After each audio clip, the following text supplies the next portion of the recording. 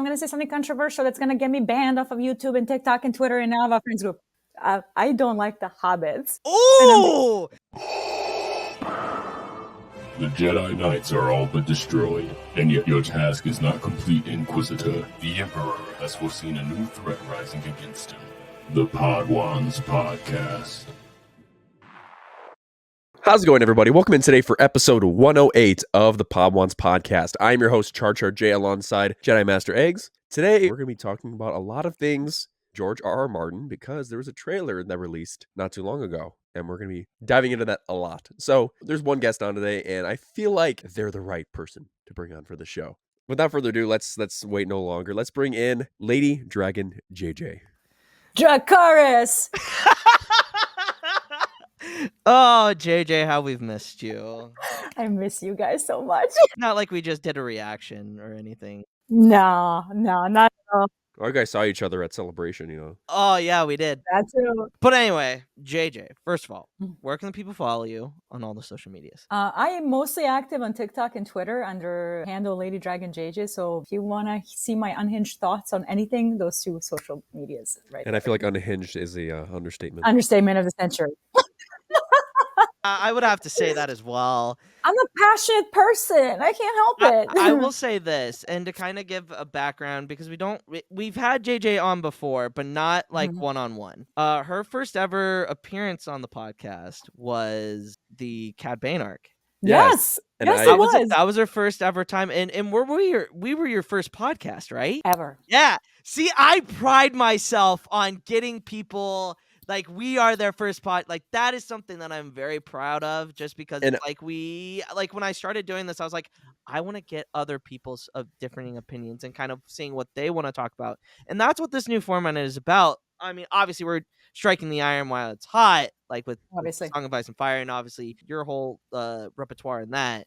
My question to you is, what was the moment that you knew that you were in the right space? So, Game of Thrones TV show, ended in 2019. My feelings about it are very, very evident. I'm not going to go into the whole spiel of that, but I've suppressed sort of the show from my memory, and the books are not finished, as you guys know. Yes. Mm-hmm. So it's like, how do you talk about a Song of Ice and Fire with unfinished material? So one time when I was posting Star Wars regularly, Marvel content, literally anything nerdy. So I wasn't trying to box myself into one niche. Yeah. And I'm I made one video about Dornish plot being omitted from Game of Thrones, and that video exploded. That was when I realized how passionate people still are about either hating what the show did and loving a Song of Ice and Fire. Yeah. So it was that was first time engaging into the fandom, and I'm I know this stuff. I've reread these fucking books yeah, million times, a video here and there, and they do so well. And I'm wow, there's actual interest in this. I love this stuff. I don't know if there's any interest.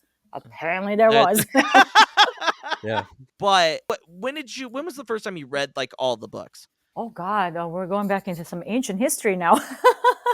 So for me, A Song of Ice and Fire, I knew it was adult fantasy, and I knew there was very, very violent. This was I remember this back years ago. So for me, that was a bit of a turnoff at the time. I was a lot younger. I couldn't process these things as well as I do now in my adulthood. So I read them back in 2009 or 10. I can't remember exact timeline. I know it was right before the show premiered. That's crazy. And I read them as the show was going along, because again, they were this fucking thick. Yeah, I that's the one series that I have not read. It's hard, especially when it's not finished. If it was finished, I'd be go jump into it, take it slowly, do some audio, but they're not done. So this is what's why what's the order of all the books? I know that there's Game of Thrones, then there's published in 96. Yeah. Clash of Kings, it was published in 98. And then Storm of Swords, published in 2000. And then Feast, 2005. And then Dance with Dragons, 2011.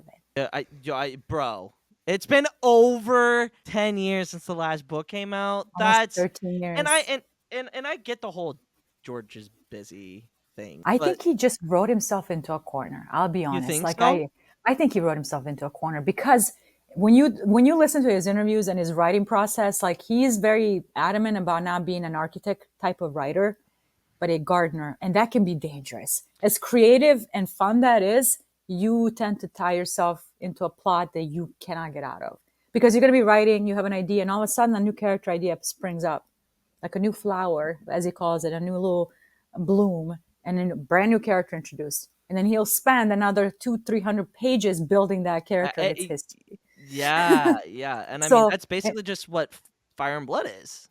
Really? But Fire and Blood, actually, I just posted that video on my TikTok last night because a lot of people don't know the history of Fire and Blood. They think it's a distraction or a pause from writing The Winds of Winter. It's really not. Fire and Blood has been in the process for 20 years, like 19, 20 years. Like, he collaborated with Ellie and Linda. They keep the lore in place. He collaborated with them back 2000. So they were like, oh, let's do the encyclopedia, which I have right here. My computer is I'm right sitting on top of it. So he wrote 300,000 words or 200,000 words. And the publisher was like, no, we have to cut this out. A lot of it. So wow. that book right there. Yep, that's the one. That book was apparently supposed to be this thick, thousands of pages. I don't understand how you could get any more thicker than this. Apparently it was way thicker because he wrote so much Targaryen and dragons. It was nuts. Thickness. He announced that book for publishing in 2006. There's evidence of that. You know when the book came out? 2014. Bro. Because they were trying to consolidate how much manuscript and words he had into something that could be manageable into an encyclopedia. So all that leftover material, which there was a lot of it, he had two novellas, Princess and the Queen, which I have all of them somewhere in my stash. And then the second one was a Rogue Prince, a short Daemon story. So he was literally all the stuff that the publisher rejected. Here's a novella. Here's a novella. 2014 comes around, the encyclopedia comes out. And then Duncan Egg stuff. And then what year are we in now? Around 2016, 17. HBO is like, we want to do spin-offs. And Martin's thinking, that's where we're at now. Correct. And Martin is like, I wish they would do Duncan Egg. There's literally articles of him being quoted in that by official sources, like I think Variety or something like that. He wanted to do Duncan Egg, but they were like, no, we want dragons. So now we need a companion. Correct. And crazy because now like House of the Dragon has been shopped for in 2016 and we are in 2023 now, which is crazy. Yeah. So in 2016, he's like, oh, we need a companion book to House of the Dragon. Now we have all the leftover cutout material from the World of Ice and Fire. Here's Fire and Blood. That's why that book came out so quickly after its announcement, which is unheard of. George Martin takes forever to publish anything. Yeah. With Fire and Blood, he already had it. It was just a matter of obviously polishing and editing and all that stuff. So yeah. I expect Fire and Blood Volume 2 to be coming out soon as well. I think that's covering everything after the dance, right? After Dance, Blackfire Rebellions. Yeah. Correct. Right. Up until literally Robert's Rebellion. The Volume 2. Dude, that's like, don't get me wrong. I want Winds of Winter, but I want that Fire and Blood Volume 2 so fucking bad. So question, JJ. Yes. Do you think so? When House of the Dragon was originally announced, my thoughts were okay. So we're gonna get like I still believe this. I don't think House of the Dragon will end after the dance. You mean the show, right? The show will not end after the dance. You want to know why? Why? I think they're gonna make this into an anthology. What will be the second? So that would be the Blackfire. That happens directly after, correct? Right, but that would be under presumption that we have Volume 2. Okay, so we'd have to wait for that to come out, and then it would. You have to, otherwise, what is the second portion adapting? That's true. I originally thought that they should have started with Aegon. I hear rumors that that's being shopped as well. Like there's a lot of that. There's a Corlys Velaryon series. Aegon's Conquest. I want Balerion. I want Balerion on screen. I know, so bad, but you have no idea. That's the greatest dragon that's ever existed. But now that we're talking about House of the Dragon, Char, what's your hype? What's your hype for the show now? Well, season 2's trailer. I want to see Winterfell. Agreed. We haven't seen Winterfell in years. Yeah, 2019. Obviously not in the same state it was in season 8, but man, I just want to see Winterfell so bad. Me too. I'm dying. Like it's such a cornerstone of Game of Thrones setting of it is of the franchise. You know, like so just seeing that, it's just Yeah. Winterfell and Starks, George R. Martin, that was the first thing that he thought in his head, and that's the first bloom of the flower that bloomed into Song of Ice and Fire. He dreamt of winter wolves. He dreamt of these little puppies being born in the summer snow, and then the whole story sprung from there. Like, Starks are end all be all, and I think they were mishandled by the last 2 seasons of the show. Like, especially the girls, in my opinion, Arya and Sansa. I have controversial thoughts on all that. And Jon Snow, we all know how that ended. Like, that whole part was not great. I feel like they deserve justice, and I believe Cregan and Winterfell and the Winter Wolves, Roddy the Ruin, the Lord Dusting, all that is going to redeem the North from the bad taste in last 2 seasons of Game of Thrones. I think the number one thing for me is that with season 1, I wasn't really all that nitpicky because I really hadn't read Fire and Blood. My introduction into like the Fire and Blood stuff was through the animated stuff they did for Game of Thrones. Yep. Yes. Which I find so digestible. Like, it came out on like a bonus disc. With the what was the first season of Game of Thrones? I can't remember. It was one of the discs, all the additional material. Yeah, it was very cool. I was just like, I love this because obviously I'm a big Tolkien fan and I love Lord of the Rings. And George, what he's doing with The Song of Ice and Fire is just a little bit more mature than what Tolkien did. And with season 2, I think there's a lot of. I hope fans don't come into this like with their own expectations not being met. And I feel like that's the problem with a lot of fandom in general nowadays. That's the thing, because if you expect an A+, it'll never be an A+. That's correct. Correct. And I guess my question is how do we as fans, not police, but kind of reel it in? Yes, as voices in our community, and I put that as quotations because I don't think I'm at the level of being the all in all. But like, how do we go about not letting our own expectation be what channels other people? Does that make sense? So I made a video again last night regarding my feelings about first season versus second season, the expectations. The problem that I have personally is trying to rely so heavily on Fire and Blood to be translated 1-to-1. And that's not happening. I think once the fandom accepts that, they are going to enjoy the show way more, because now in my head, if I go into season 2 of House of the Dragon thinking, because I know some of the scenes that are coming up, get rid of that, put it aside, go into the show and judging it for what it is, for what it gave you, not for what you were looking for. Because a lot of people go into movies and TV shows and etc. Oh, we're going to get this, we're going to get this, we're going to this, and you don't get it and you're mad. So for House of the Dragon, forget the book. That's my advice. They've already made significant changes in season 1. Changes that I did not sit well with me at the time. Okay. For me, putting Alicent and Rhaenyra in the same age, giving them a background, being childhood friends, maybe even potential romantic interest to each other, that's all great. Now I feel that way. But to me, that was a weird change because they have a very antagonistic child-stepmother relationship. Does that make sense? She's much older than Rhaenyra in the book, and she's very antagonistic towards this child. Why do you think that they made that change? Oh boy, how do I word this? I honestly think that the show was virtue signaling feminism after the fallout of the last few seasons of Game of Thrones and the way it treated its female characters. You have Cersei die, you have Daenerys die in the most horrific way. Sansa saying that her abuse and her grape and all that made her stronger, which any woman that heard that line was triggered to no end. That is a fucked up thing to say. That would make sense. And then Arya sort of being reduced down to I'm here to clean up plot. There's nothing was done with her character, which this young child is on a journey of intense pain, seeking revenge to find, to fill the hole left in her. She has to learn that revenge is it's a way to destruction of yourself. She's going to meet her mom, Lady Stoneheart, I'm assuming, in Riverlands upon her return, and it's going to be very ugly. Look at what revenge and seeking it did to my mother. You know what I mean? So that the revenge part is very strong in Arya. She's going to have to learn to let go of that. All of her identities and accept who she is and accept the losses, because at the end she will be destroyed if she doesn't. So there's a lot of thematically going on with young Arya. None of that was in the TV show. She came up to clean up Walder Frey, kill, Night King, kill Peter Baelish, literally cleaning up plots that belong to other characters. Yes, I agree with that. especially for Arya's character. I don't know whether I Baelish will. Baelish is not hers. That She doesn't that even know kill who the fuck he is.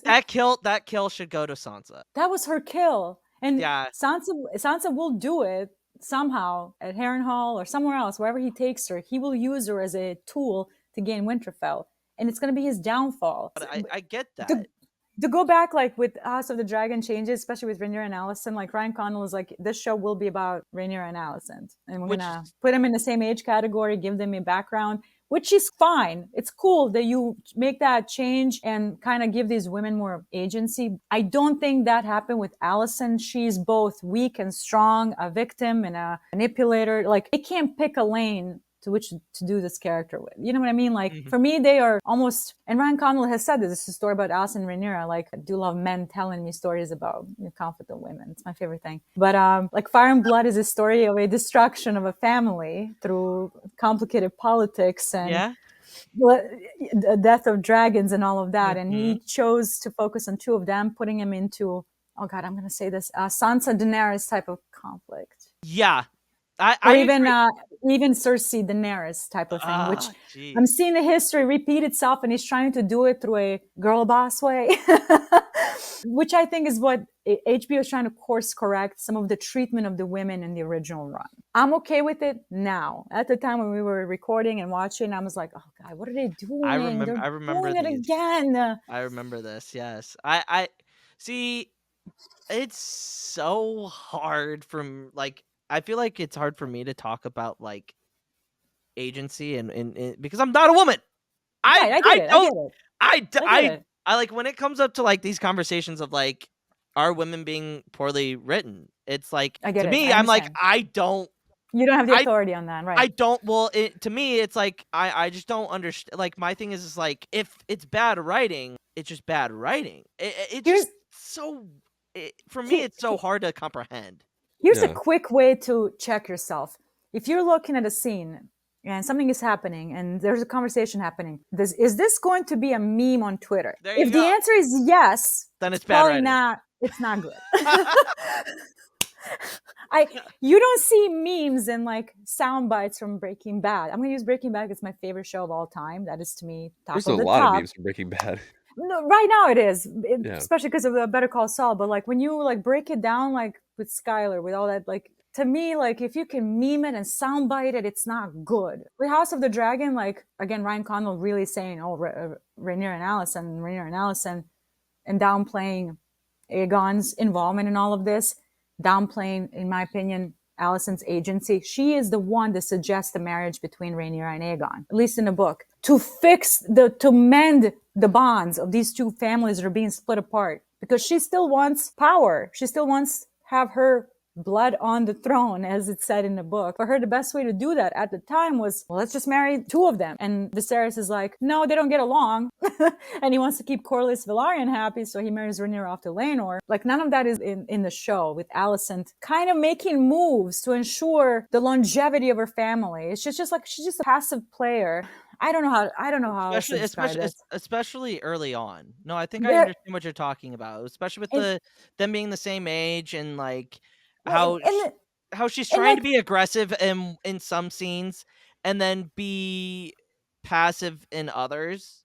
I felt like very young Alicent and young Rhaenyra were with like those scenes in particular. I feel like what you're saying is very much how it kind of feels. And here's the thing too, because I get pushback on this a lot. Well, it's not Alicent's fault, it's auto control in her, which is absolutely true. Yeah. Like, for me, that removes literally all of the agencies out of her own actions throughout the war.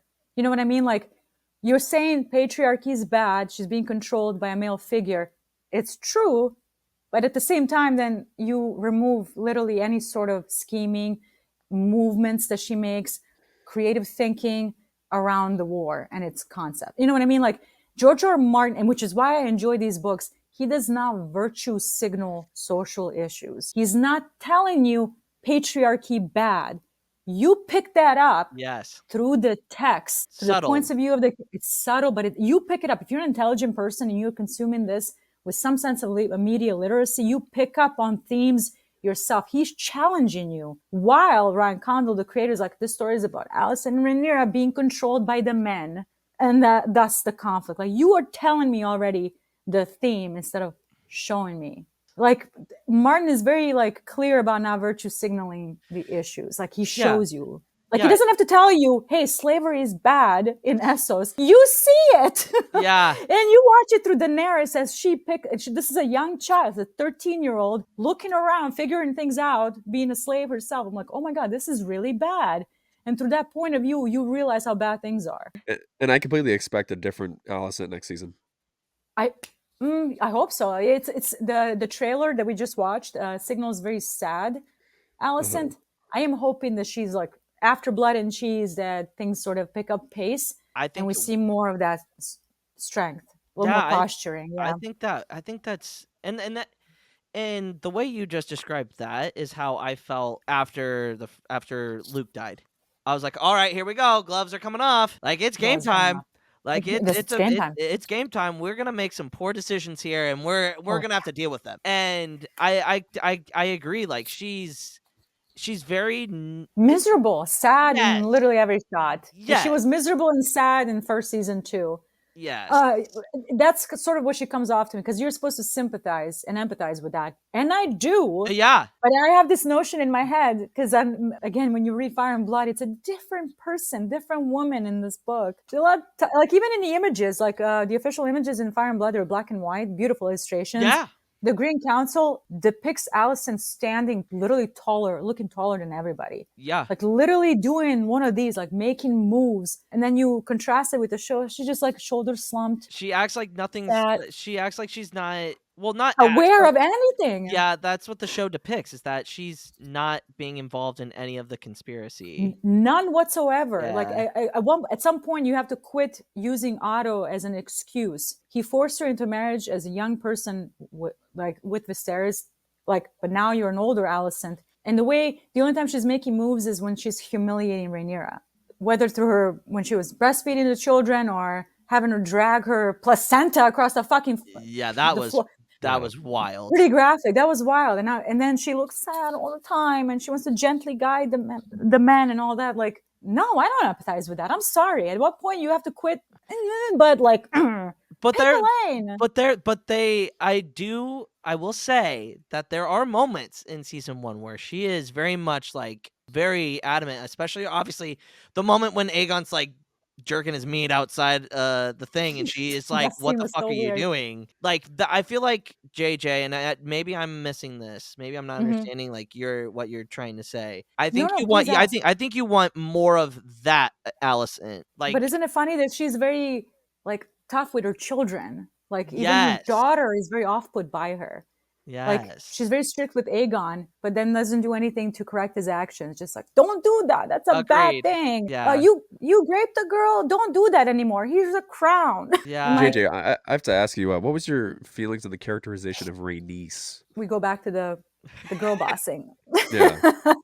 Because the show did a fatal mistake first season. I mean, with Rhaenys not Dracarysing everybody out of that dragon. That scene logistically makes no fucking sense.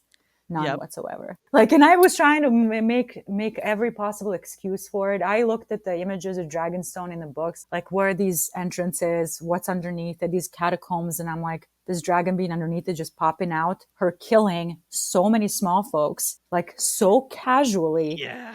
Dude, that was bad. And not only did you kill, let's say, 100 people there, they suffered horrific injuries and died, and everybody else was just really badly injured. For you to kill all those people, but not kill the perps and finishing the story right then and there. Just like Daenerys when she lands at Dragonstone to negotiate with Cersei. My fucking God. It still enrages me. Those two scenes are the same thing. Yeah. You're going up against this bad queen that you want to overthrow. She's right there. One Dracarys show over. Same with House of the Dragon. These are just moments that are meant to look cool, that you can meme them on Twitter. They mean nothing. No, I love Rhaenys. This is a very fun character. Like, not only was she technically usurped, like, she should have been the next one in line if her grandfather had any fucking balls, but that's a whole different thing. Like, for her to get that girl boss scene on Melee's, like, why? The queen who never was. Like, and even like they put her into in sort of an adversary position with Rhaenyra. Yeah, None of no. that is in. No. Why would you do that? Like all of the women are quarreling against each other Yeah, at every point. yeah, it just that doesn't But it doesn't think make of much it that way. sense. And it annoys me because, again, you want to virtue signal feminism, tough, strong girls, and being manipulated by patriarchy. That's all fine. But then you have all of the women like doing this. And the ones that you're not quarreling with, you're not giving enough material. Like Rhaenyra and like her stepdaughters. They get like one scene. Like when you were talking about how Rhaenys is so combatant with Rhaenyra after she's not like she's very like, especially in the first couple of episodes, like when Right. Viserys is being courted with is it Baela, right? Yes. With Baela, and her and Rhaenyra have that back and forth, and Mm-hmm. it's Oh, very Laenor. much I'm sorry. It wasn't Baela. It was yeah, Laenor at the Laena. time during that flashback. Yeah. Yeah. And I'm just like, yo, why the hell? Like, I understand, like, the lesson here is, hey, just know they passed me up. They're probably gonna pass you up too. Like, and I get that, but I feel like I feel like it would be in Rhaenys' best interest, and I would think that it would be a moment where she would talk to Rhaenyra and be more of like a mentor in that way.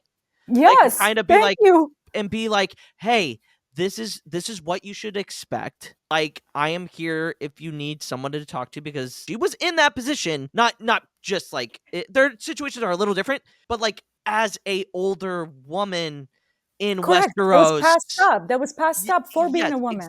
exactly. Yeah, and just having that conversation. And I feel like they remedied that a little bit in the last couple of episodes when she came in and was like, hey, get ready. But I also don't like the fact that she didn't automatically take Rhaenyra's side right away. That is something that I don't like. The political, that doesn't make sense to me, because I feel like you just saw Aegon take the throne from Rhaenyra. I feel like maybe I'm off, but I would feel like if I was Rhaenys, I'd be like, okay, fine. I'm not sitting back anymore. Like, I am full on Rhaenyra, and the way that she talked to Corlys, and I feel like that relationship specifically throughout the entire show was so well done. You see Corlys struggle with Rhaenys being passed over, and it's always been passed over, and then Rhaenys is finally able to be like, hey, yo, I let that go a long time ago. I think it's time for you to let go, and we need to support Rhaenyra so that what happens to me doesn't happen to her. And I loved that. That was great. Maybe not storytelling, but just dynamic. It made sense for that conversation to happen the way it did. And I want to circle back on the thing that you mentioned just earlier regarding Rhaenys and Rhaenyra having that conversation. Like when Rhaenyra is younger, they made it sound very antagonistic. Oh, well, Queen never was. They didn't like you, but they're going to like me. Dun, dun, dun, dun. Like, again, girl bossing. Instead of like, Rhaenys, I'm older than you. I know how this goes. Here's an advice. Make allies and make them quickly. Go across Westeros, secure your position. Go get friends. Like, that's an advice that you give, because Viserys wasn't fucking doing it. No. You know what I mean? Like, you would think that Rhaenys would step into that almost motherly role for Rhaenyra. Like, I can see that happening. I can envision it. Like, I was passed over for being a woman. I'm not going to let the history repeat itself. But they made it sound, they put him in this like adversary position. And it really drove me crazy, because all they're doing with women is doing this or not giving them enough to do. Like Laena, literally sacrificial lamb. Her daughters get no screen time. Like, those are the frustrating parts for me. Like, watching the show that's supposed to be very virtue signaling feminism. It's not doing feminism the right way, in my opinion. Like, it literally sucked out all of the nuance out of this entire situation. It's just, two best friends manipulated by their dads, and now they are doing this. Yeah, and I feel like that's a lot of media. I feel like that's a lot of media nowadays.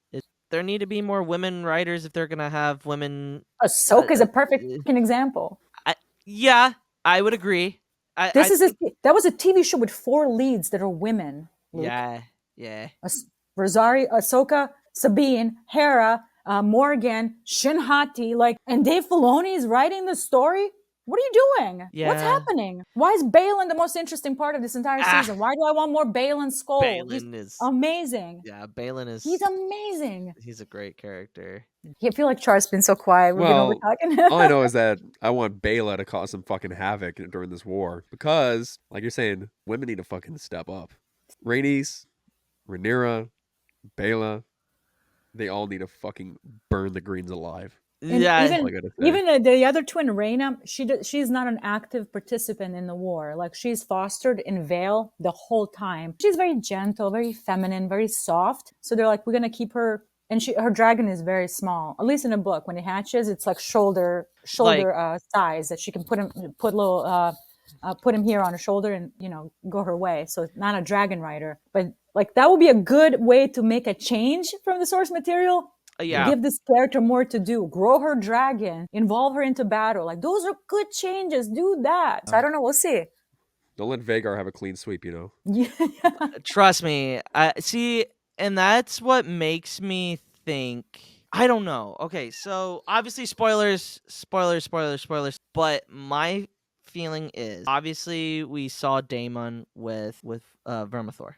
Obviously, Vermithor goes to a bastard later down the line in the story. In my opinion, I think that Daemon should take Vermithor. He should use Vermithor. Him and Aemon fight. I don't think it should be Caraxes. I think it should be Vermithor because Vhagar is the last of like the old age. Vermithor is right there. What, 100 years? Yeah, size-wise and age-wise. He's 100 years young, maybe even less than that. You Vhagar? have Balerion, Vhagar, I believe Vermithor and Silverwing, the Wild Dragons, and then So Caraxes I feel like maybe this is just me, but I feel like that conflict with those two dragons would be a way of just it would be a spectacle. It'd be a spectacle, one, and sometimes I know people don't like the whole swoosh swoosh big dragon, but thinking about it from a Mojo, a lot of people are watching this aren't as crazy as us, right? And to see, and I think you can make it make narrative sense. Because, I mean, Vermithor, again, with the age rage, they are around the same. They've both seen battle. Let me make sure that I know what you're talking about. Do you know what happens with Aemon and Daemon? Yeah, they both die. Right. Yes. But you know how that scene happens. Yes. They both go down in a... It's vividly described. It is one of the most epic moments, I think, in the entire book. Yeah. So what I'm hearing is that you don't want him to... He can't ride two dragons at the same time. No. That's why I want him to pass off Caraxes to... Doesn't work that way. They're not cars. Damn it. Caraxes has to die. All right, well, fine. I mean, unless the show wants to truly break away from all of the lore and canon, which you would hate. At this point, it's happening regardless. So I either accept it or hate the show. And I don't want to be that person. I want to go into this with an open heart, with an open mind. So if they're going to they're already sort of breaking canon with Laenor and Seasmoke. I have no idea how they're going to do that. For Seasmoke to be claimed, Laenor has to die. That is book lore. Dragons can only have one rider at a time. How is one of the bastards, one of the Hull one of the Hull brothers going to take Seasmoke while Laenor is chilling in Essos? I don't know. Yeah. Unless Laenor comes back to join the war efforts. Which from that white shot. Yes. I was thinking about that because there is a wide shot with Seasmoke and Syrax. Is it Seasmoke? I think it is. I think it is. Like it looks a lot like him. Okay. And I think that's an interesting play because obviously Laenor has been running off in Essos and everybody thinks he's dead. How much that was my favorite part in season 1, by the way. Yes. Making that change. I fucking love that. Why does he have to die? He doesn't. And he can come back because he's going to feel guilty about another death. I don't know. Can we talk spoilers now still? Are you talking about Corlys? No. Put a spoiler tag here again for the time. Jace, when he dies. Oh yeah, that's right. He does die. And he'll die fairly quickly. After Luke? Kind of. Like big battle is coming on. Oh, he's going to die. Yes. Really? That's coming up. That you think that's going to be like what, the third or fourth season episode? finale. I think it might be season finale. Wow. Okay, so But I guess if we're getting 8 episodes, I guess that's fairly it's good. possible we get Rook Rest where Rhaenys dies, and then maybe Gullet at the end setting up. Yeah.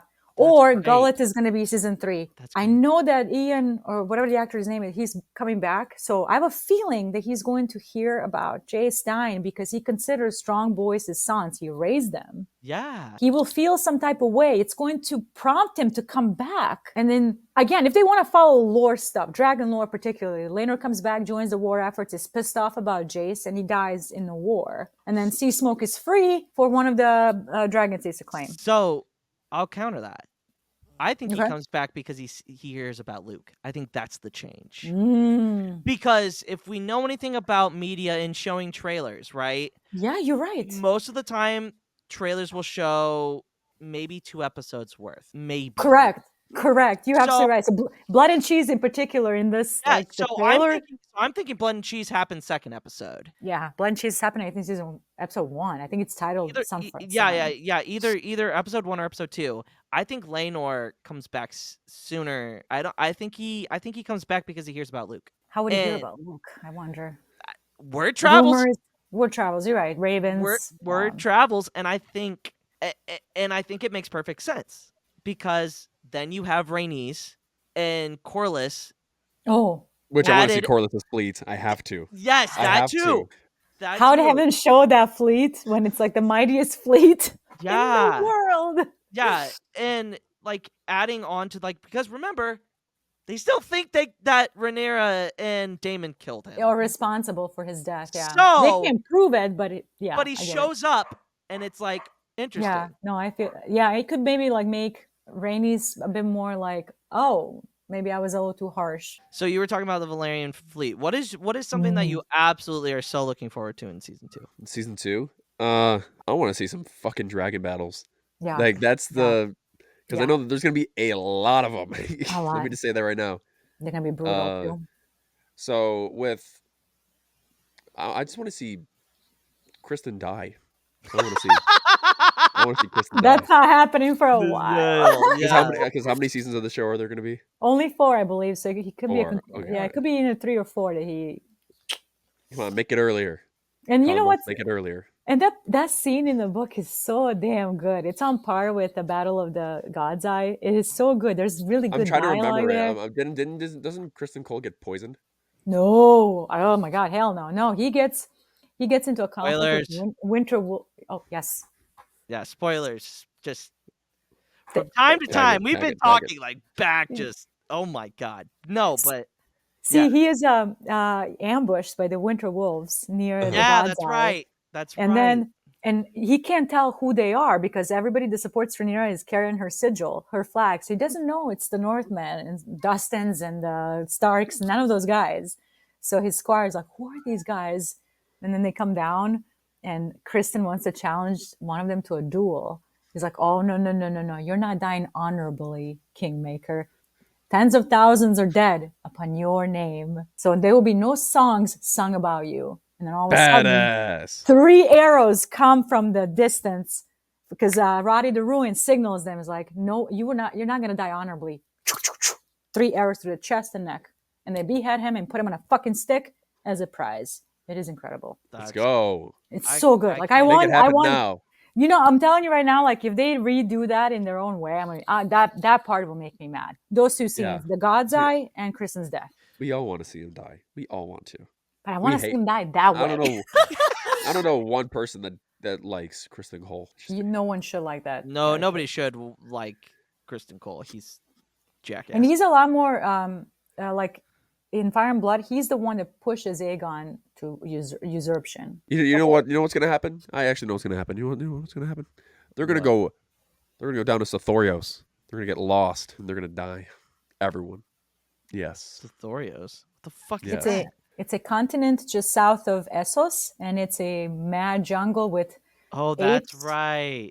Apes that are so big they can knock an elephant with one punch. And there's a city in northern part of Sothorios called Yin, and it's made of this magical black stone that apparently fell from the sky, and it absorbs light. And Nymeria tried to do a settlement there during the Valyrian Dragonlord Wars. She got to Sotoris, those islands, the Basilisk, the Chode Island, and all that. And overnight, an entire population of people disappeared. And it's a giant source of mystery. And she's like, Yin is so evil, not even trees want to grow there. Not even the jungle wants to touch it. There's like big, all these really scary creatures, but a lot of treasure. It's filled with treasure. Everybody wants to go there for the treasure, but they all die from disease immediately. What? Yeah, want to They take a got picture of them? so they got a whole got bunch this. of King Kongs just out there like fucking Yep. around, just They got Yep. they shit out practically of have like people? dinosaurs. I bet. I Dude, bet. I- I bet There's there's practically dinosaurs. dinosaurs So there. Yeah. so do you think that could be like a play in like Corliss's like It can show? be. It can be. But it will be a bigger play if they do Nymeria and the 10,000 ships. Oh, spin-off. Lymeria. That's right. That's right. That's right. That's the one I really want because again, she travels a lot in that sea right there and visits a lot of places looking for a settlement for her people. And Sotoris is one of the places, Yin in particular. So if you get Corlys Velaryon TV show, if you get Nymeria, you're going to get a lot of these places that are explored in the encyclopedia that you have. It's going to be super lore heavy stuff, which Ooh. I think if HBO just wants to do lore heavy, do that. Don't give me characters that you're not going to do right. That's fair. Does that make sense? Like, No, yeah. And I love that you are so passionate about a thing. And then that's what I want. I want to highlight people's not only art like Char, and Hereth loves for everything nerdy. Right. I love getting a different perspective, and I feel like your perspective on a lot of things is just interesting. The way I feel is like I feel like I offer reasonable pushback against things. Yeah, but you're open-minded is what I think is what I'm trying to say. You're open-minded to differing opinions. I'll consider it definitely if you Yeah. lay it out. Yeah, like yeah, sell it to me. Yeah, like when we had that conversation about the Rise of Skywalker, there was steps taken to where it was like you still hate it, like that's completely do. fine. And that's completely fine. But when somebody asks me, what do you think of JJ? I'm like, she's very opinionated, but she is also one of the most down-to-earth, understanding people that I have ever met in my life. Facts. Like, and it's just like appreciate that. the way that you're able to, especially with Fire and Blood, take the nuances of characters when that whole fiasco was like, well, Daemon's just pure evil. And Right. it's like, yeah. he's not. Like, and I love the way that you're able to look at these characters and be like, so this is not what you think it is, and this is why. And you do it fantastically, especially with the Song of Ice and Fire. I mean, don't get me wrong. As hard opinionated as I am, and very like intense at times, like the point still that I want to get across is objectivity to things. Like I want, like the Rise of Skywalker thing, like for me gets a little complicated because people that really love it, they type a lot of personal feelings into it. And for me, that's hard to push against. I cannot make you not feel good or bad. You know what I mean? Like, especially if a piece of media makes you feel good. So when I talk about the Rise of Skywalker and when I want to debate it, I want to debate it on the film itself, not feelings. Does that make sense? No, yeah, it does. Like, so if you say, oh my God, the Rise of Skywalker made me, help with my depression, or I was unhappy and I watched it, made me happy. It's kind of hard to shit on it. I cannot shit on it at that point. I'm like, that is valid feeling to have. I am so happy for you.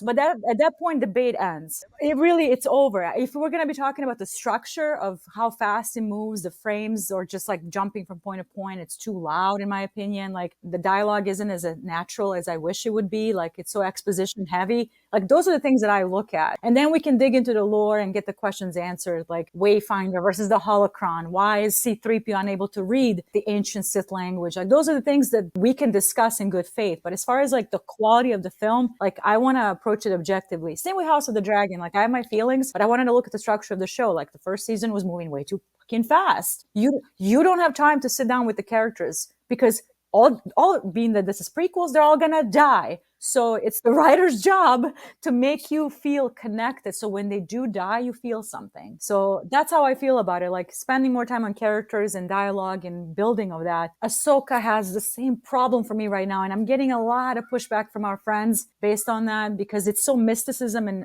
lore heavy, which I love. It is very lore heavy. It's lore heavy, but can it be character and lore heavy? I think it's like you have to find easy medium, right? So like, for example, when we were watching Rings of of Power, right? Yes. It was the episode where the Balrog in the tree with the Cimmeral, right? Yes. Everybody Yes. hated that. And very much people were like, well, this doesn't make sense. This is just a cop-out. And that was only when that episode had came out. And then it was kind of described of, hey, like, it does make sense that the Cimmerals would heal, like, the Elvish realm, because the Cimmerals are made by Feanor from the holy realm of Valinor. It's like seeing those things and kind of like taking our lore hat off, I guess I should say. Sometimes Thank you for saying that. Sometimes taking it off, like, Char, I don't know if you have a problem with this, especially with Star Wars, but sometimes I just want to take my lore hat off, and I just want to enjoy what I'm seeing on screen. Yeah, me too. The lore is great. Mysticism is great. Like, I love, like, literally when things are described. This is the source of this power. This planet does this. This creature does, that stuff is great. You need to get to the Silmarillion then. That's all that is. I'm working my way through the books here. I'm on Fellowship right now, like maybe halfway through it. Once I get through that, they're quick reads. I will get to Silmarillion. Like, are they? I feel like Fellowship like really drags though. It's dragging because I'm going to say something controversial that's going to get me banned off of YouTube and TikTok and Twitter and now our friends group. How? What? Oh yeah, Please tell me it's Tom Bombadil that you hate Tom Bombadil, because I'm with you on that. Hold on.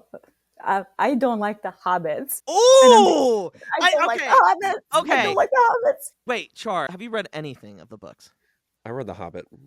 That's the extent of it. That's a great book. Okay, it is. I like that book. But so you've seen all the movies, right, Char? Yes. Okay, so literally and this is the problem that I have with Fellowship. Because I rewatched Fellowship last night. I fell asleep to watching the extended edition. I watched that film and then I read the book for the first time when I was, I think I was 18. I had watched the movies. I had never really touched the books. And I just remember thinking, why the hell are we 4 chapters in and we're still in the Shire? Still.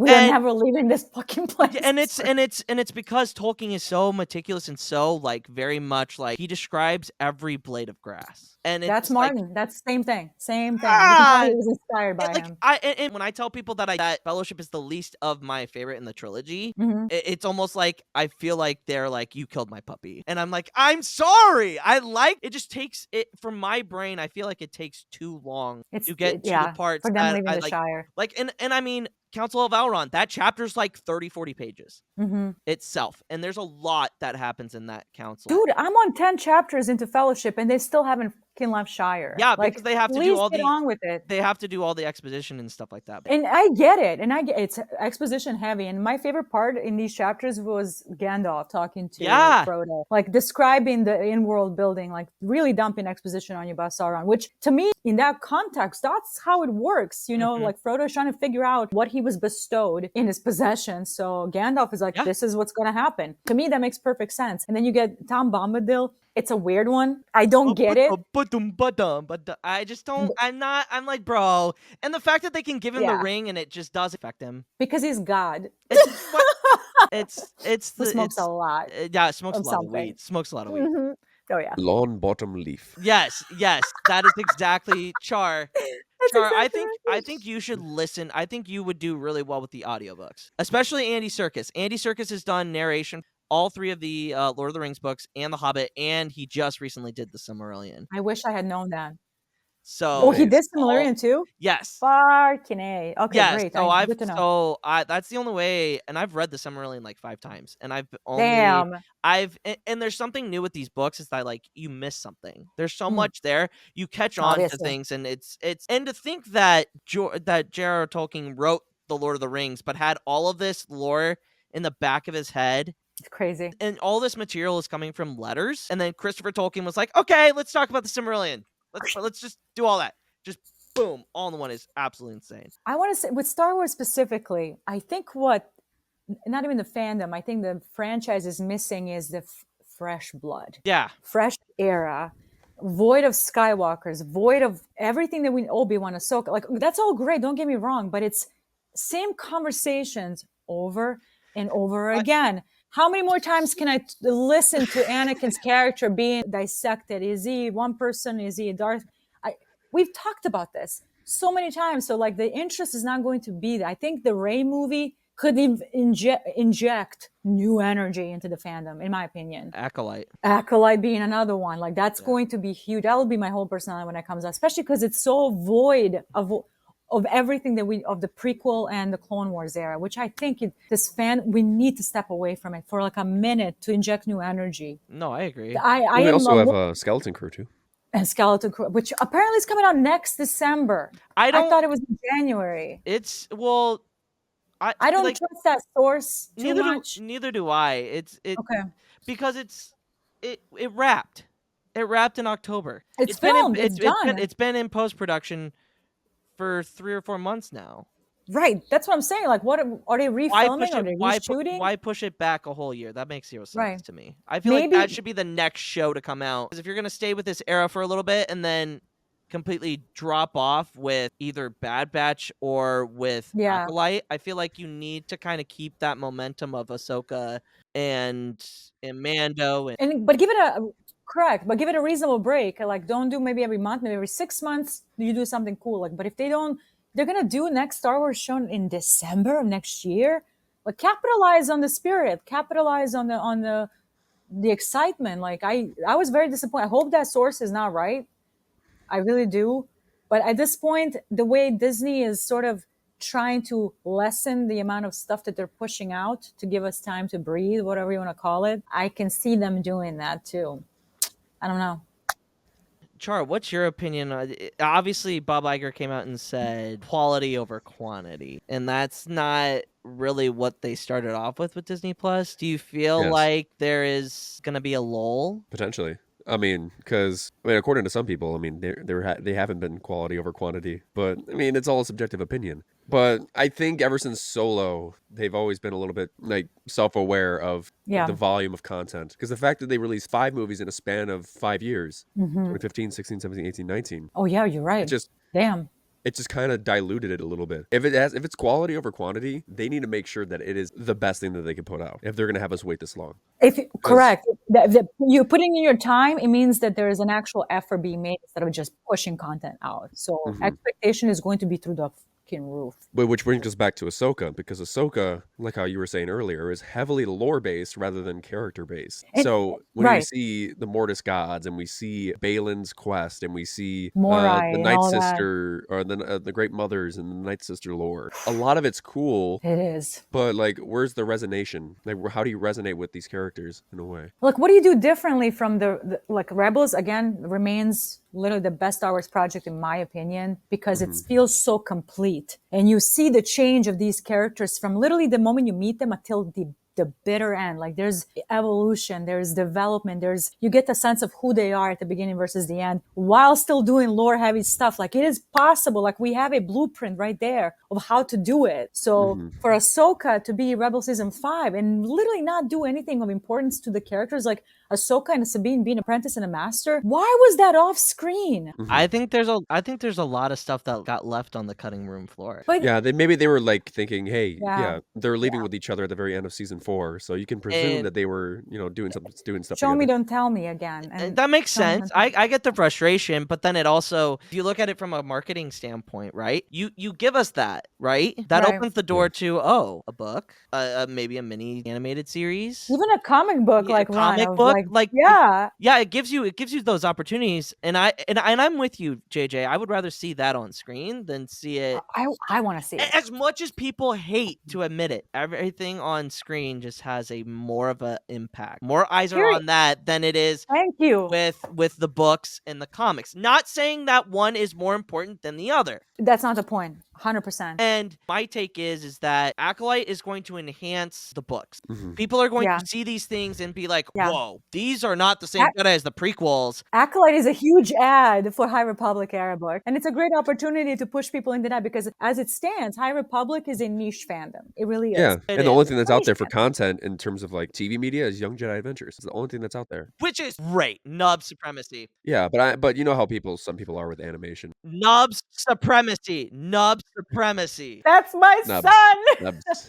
I will literally go to battle for that little guy. But anyway, But no, I see what you're saying. Well, like books, one of the reasons I think that at least my account on TikTok and a couple other people that make lore accounts, bridging books and the TV, we have the TV show to bridge that gap versus Star Wars books can feel so separate from the movies because they serve as additional homework. Perfect example is The Rise of Skywalker and Shadow of the Sith and the novelization. Like novelization tries to fill in the gaps and you have Shadow of the Sith, which I have that book somewhere right here actually. I enjoyed this book because I love Lando and I love Luke, but it's trying so hard to rectify the mistakes in The Rise of Skywalker. And it feels to me still disconnected that you're watching The Rise of Skywalker, you have to read this book to make any sense of it. And it's a good book. I enjoyed it. I read it real quick. Yeah. With Game of Thrones versus A Song of Ice and Fire, you already have Game of Thrones and you're just filling in the gaps with the books. You know what I mean? Like an easier connection to make. Yeah. And I feel like what really started the whole homework thing is Marvel. Oh, yeah, without a doubt. MCU, I think they threw like a carrot out there with the first Avengers movie to see how people would react. It's like one of the first fun-looking superhero movies that we've gotten post-Dark Knight. So it was very successful. And from then on, second movie, third movie, until it became a connective universe. Yes. So, which is fine for MCU. Like, I don't mind doing a little bit of homework for MCU. Right now, I'm enjoying it because I don't have to do homework. I don't need to watch a bunch of other movies to watch Shang-Chi, to watch Eternals, to watch She-Hulk. Like, all of it is so separate in a fun way for me. It's so different from the original phase 1 or 2, whatever you want to call it. Like, you can enjoy these individual stories that are plucking in from comic books and putting it out on screen. Marvels, for example, and people are like, do I need to watch Miss Marvel? It helps. Don't get me wrong. It makes Kamala look better, like in Marvels, knowing her background. Do you have to? No. That's why I love that movie so much. And Star Wars right now, in the Clone Wars and prequels, they're falling into that trap. Season 3 of Mando is a perfect example. Like, first season is a standout because brand new character, Grogu, you can literally jump into it and watch it without any homework. You will be able to understand Mandalorian season 1 without anything. Yeah. You know of Star Wars. You know what I mean? Like a casual fan knows the Force, knows Darth Vader, knows good versus evil. That's all you need to know. And then Mando 2 and 3 get a little more convoluted, which is fine. But Mando 3 in particular is so plot heavy, so lore heavy. You have to do a whole bunch of homework, just like Ahsoka. It is dependent on homework. Yeah. Which I wish it wasn't. I'll be honest with you. Star Wars was always a standout to me because each project felt like an experience. That makes sense. And that's fair. That is absolutely fair to say. Like Force Awakens, you could watch that and leave it alone. It's done story. It feels it's done. Yeah. It's done. No. The Last Jedi, same thing. Yeah, you're definitely right on that. But yeah, I mean, I feel like this is a good stopping point. All really looking forward to doing very much reactions and stuff like that for House of the Dragon. JJ, as always, thank you so much for coming on. We really appreciate you. Thank you for having me. Where can the good people follow you on the social medias? Under Lady Dragon JJ on TikTok and Twitter, my most used social medias. There you go. Char, where can the good people follow you? Good people, you can find me on TikTok, Twitter, and Instagram at CharJ, as spelled right here. And you can find me here at the Pod Ones Podcast every Thursday night. And you can follow Hereth at Hereth Productions on all social medias. Hereth_edits on Twitter, I think it is. And you can find me at Jedi Master Eggs or on the Pod Ones on all social medias. But that's gonna be it for this episode. Thank you so much for watching. Like, comment, subscribe, hit that bell for notifications so you never miss any of our content. But until next time, Dracarys. Dracarys.